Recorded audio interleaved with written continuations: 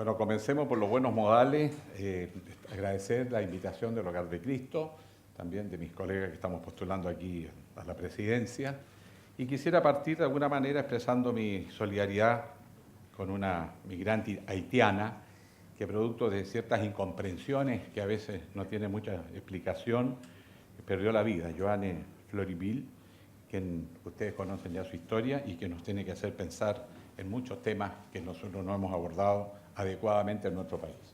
Pero para ir al tema de hoy, quiero destacar dos cosas importantes. Primero, el aumento global del presupuesto 2018 de un 3,9%. Comparto el optimismo del ministro de Hacienda, y no lo digo con ironía por si acaso, porque cada vez que hablo alguien interpreta. La fundamentación que dio me parece razonable y dentro de ello señala dos prioridades importantes. Uno es el aumento al Sename, que si bien parece una cifra enorme, 24%, si uno lo lleva a términos absolutos, es todavía una cifra conservadora, sobre todo porque se supone que está destinado fundamentalmente al tema de los hogares, de acogida, en fin, para los muchachos del Sename y muchachas. Y también valoro el presupuesto en gratuidad en la educación superior, que además incluye la educación escolar, que está destinada en el primer caso al 60% de los estudiantes de menores ingresos del país. Esperamos que eso siga aumentando a futuro hasta llegar a lo menos a un 80% y al mismo tiempo ir avanzando gradualmente a mejorar los presupuestos para la infancia y la educación escolar. ¿Y por qué lo planteo? Porque yo creo que hay un cierto modelo que se ha instalado en el país que parece especialmente atractivo para enfrentar este tema. Primero, destacar que hay un programa Chile Crece Contigo, que en el fondo es un gran articulador de muchos programas y de muchos fondos y recursos, y que tiene como propósito cuidar y proteger desde el embarazo al niño o a la niña y acompañar el proceso de desarrollo infantil, y nosotros esperamos poderlo prolongar hasta culminar el sistema educacional. Hoy es bastante más conservador la duración de la protección, pero creo que el país amerita que haga un singular esfuerzo para que la protección de los niños sea a lo menos hasta el egreso de la enseñanza media y nos aseguremos que terminen los estudios de enseñanza media. En segundo lugar, quiero señalar también que tenemos una especial preocupación por concebir bien el concepto de que una inversión temprana en protección infantil de la infancia ha demostrado en las políticas comparadas entre distintos países que no solo los niños obtienen beneficios directos cuando se comienza desde el embarazo de la madre a recibir los beneficios, sino finalmente la sociedad entera. Y por ahí me entregan algunas cifras y datos de investigadores norteamericanos, James Heckman, donde hablaba, por ejemplo, que niños que han sido protegidos desde su nacimiento pueden llegar a dar retornos a la sociedad de hasta $17 por cada dólar invertido en ese niño o niña en su primera infancia. En otras palabras, además, tiene una plena justificación y sustentabilidad, no solo ética, moral y social, sino también económica. De hecho, además, podríamos agregar otras y de sentido común, ahorros, como es, habría menos cárceles, menos policía, menos jueces destinados a hechos delictivos donde aparecen involucrados jóvenes y niños, sea como víctimas o incluso victimarios, sino también menos Sename, menos instituciones que tengan que acoger niños vulnerados ya en sus derechos. Por esa razón, lo que nosotros pensamos debemos concebir la protección del niño desde el embarazo y por lo tanto fortalecer esa política. Pero ante la realidad tenemos que asumir que estamos fracasando en ese propósito todavía, no lo hemos abordado adecuadamente y ponemos el ojo en el Sename, donde también ya es un poco tarde, pero al Sename llega por ser víctimas más bien de delitos, de explotación sexual, de maltrato físico a los niños, abandono también o situaciones de extrema pobreza, pero donde también tenemos que reconocer, algunos, no pocos, terminan por insensibilizarse y terminar vulnerando a su vez los derechos de otros menores y por lo tanto se convierten en infractores de ley. Solamente recordemos que a cifras de hoy, en el año 2016 teníamos más de 162.000 menores que han llegado al Departamento de Protección de Derechos del Sename, pero además menores involucrados en actos de violencia, una cifra bastante alta que ingresan al Departamento de Justicia Juvenil del Sename del orden de los 15.000. Por lo tanto, tenemos un problema prioritario y que tenemos que abordar.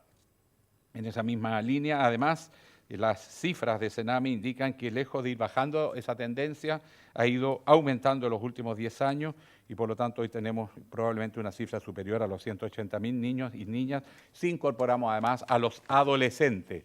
Por esa razón pensamos que el proyecto y el abordaje de los temas de los menores tiene que comenzar en el embarazo y no abandonarse ese programa hasta el egreso de la enseñanza media. También creo que hay que combinar no solo medidas legislativas e institucionales, que es lo que se ha hecho como principal esfuerzo, sino que no es necesario esperar a través de una mejora en la gestión y en medidas urgentes de carácter programático podemos avanzar en paralelo en los aspectos institucionales, pero también en medidas programáticas y de gestión. Y para eso el Ejecutivo no necesita invertir mucho tiempo en los trámites legislativos, que por su naturaleza dura mucho tiempo.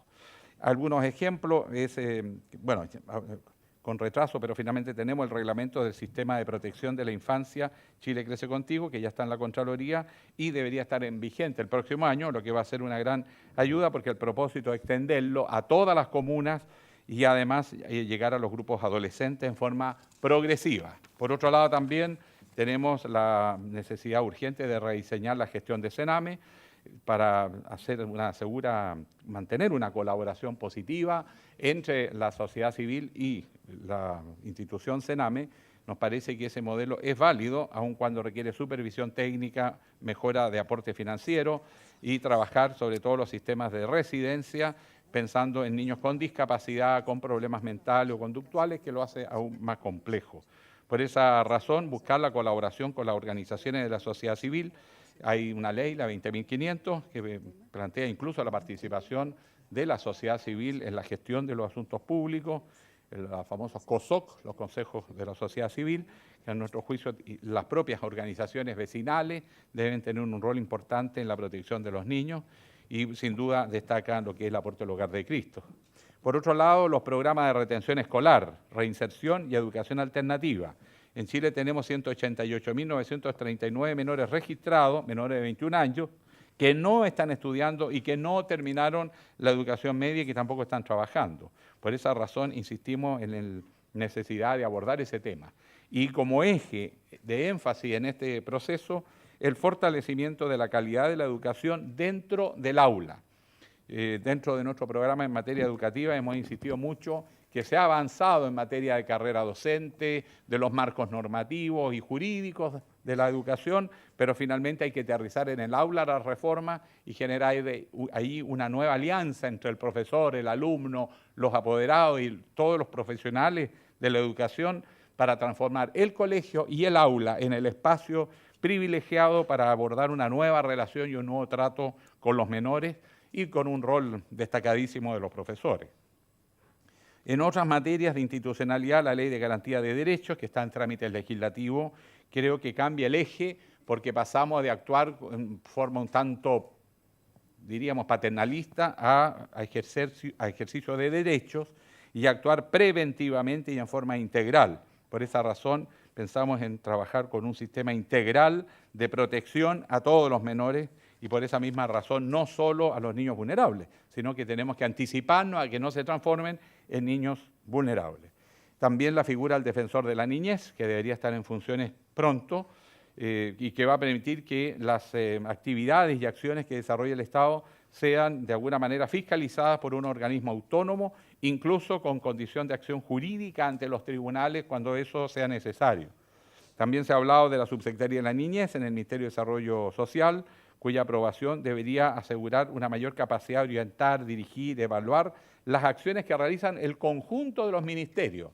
Tengo la impresión, por lo que he podido conversar, que hay cierta tendencia a la burocracia en muchos de estos procedimientos y a su vez quienes trabajan con menores son personas que deben tener vocaciones, talentos y capacitaciones particularísimas donde debemos por lo tanto prestigiar y además clarificar que quienes trabajan con menores tienen una gigantesca responsabilidad, más todavía si se trata de menores en situación de vulnerabilidad. También en materia legislativa, la creación de los servicios de protección especial y el servicio de reinserción social juvenil amerita tener un espacio no solo con más financiamiento, como es obvio, sino también la necesidad de establecer normas de actividad centradas en el niño y sus derechos fundamentales.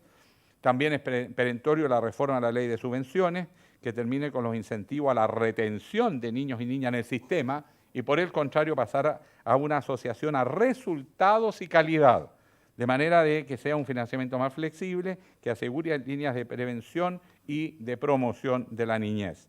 Y en cuanto al financiamiento, a pesar de la buena noticia dentro del presupuesto del 2018, digo, expresado en totales sigue siendo prácticamente un tema insuficiente. Nosotros sabemos que tenemos más o menos un 17% de niños vulnerables dependiendo directamente del Sename, que por lo menos en materia económica están bastante mejor, aun cuando hay que conversar mucho en materia de eficiencia en gestión, pero las subvenciones a los particulares, a los colaboradores, a las acogidas, es claramente inferior e insuficiente. Por eso estamos dispuestos también a revisar esos aspectos. Estamos justo en el tiempo, ¿Y terminé? senador. Sí, estupendo. Muchas gracias. Oiga, una pregunta a propósito del tema presupuestario. Muchas gracias. Hay un 33% de los niños del Sename que están excluidos del sistema escolar y en el presupuesto nacional desde el año 2015 la glosa que está destinada a las escuelas de reingreso para casi 80.000 niños y jóvenes que están excluidos del sistema escolar ha ido disminuyendo, ha bajado a razón de 1.000 millones por año desde el año 2015. ¿Qué le parece esa reasignación negativa? Bueno, usted comprenderá que la respuesta que le voy a dar es predecible, no sería razonable además ni de sentido común. Pero también quiero insistir que además de recursos tenemos problemas de gestión. El abordaje, además, no solo técnico, burocrático, más eficaz, sino que yo creo que también tenemos que trabajar más el tema vocacional. Trabajar con menores o personas vulnerables en general supone de quienes trabajan allí una particular calificación psicológica, afectiva y emocional. Y ese tema es lo que hace que los procesos de evaluación, por ejemplo, de los hogares de acogida, que ojalá sean hogares de acogida con niños individuales que son individualmente integrados a una familia, resultan obviamente un mecanismo fantástico. Y ahí tenemos necesidad de reforzar. Ahora, pero esa línea presupuestaria se podría revertir. ¿Sí? ¿Esa caída presupuestaria se podría revertir en un gobierno suyo? Bueno, yo creo que vamos a tener que hacer todos los esfuerzos y estamos todos conscientes. Yo creo que no hay dos opiniones en Chile donde tenemos que poner los énfasis, en educación en general y en particular con las personas con más vulnerabilidad y sobre todo, por ejemplo, con las personas que tienen dificultades mentales o discapacidades físicas, que siempre suelen ser los que quedan más marginados del sistema. Y en general hay una tendencia a que esa cifra y porcentaje aumente en los hogares y en los niños más vulnerables. Por esas razones, además de un criterio de justicia social, pero como digo, es una inversión, porque todo lo que podamos hacer por los menores después se devuelve a la sociedad y por lo tanto permite que sea incluso para efectos financieros sustentable. Senador Guillén, muchísimas gracias por aceptar nuestra invitación. Sabemos que tiene esta votación importante y que se tiene que ir al Congreso en Valparaíso, así que muchísimas gracias por estar acá. Bueno, me dispuso con los candidatos no acompañarlo en el debate y les agradezco la oportunidad y la invitación. Y además agradezco...